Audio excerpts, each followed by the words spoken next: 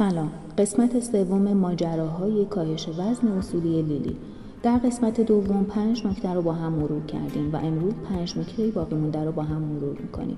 مورد ششم استفاده از مواد غذایی با فیبر بالاست، مانند سبزیجات، میوه ها، حبوبات، غلات کامل که استفاده از فیبر بالا باعث افزایش سیری و سلامت روده میشه.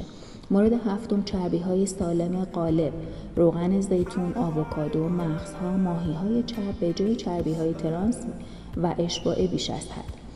مورد هشتم مهمترین عامل تداوم رژیمه. باید با عادات غذایی، بودجه، سبک زندگی و ترجیحات فرد سازگار باشه.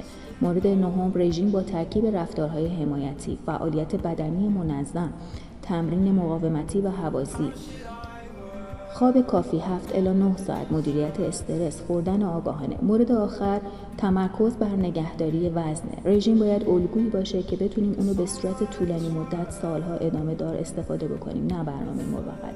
امیدوارم که این نکات برای شما مثمر ثمر بوده باشه. ما رو دنبال کنید.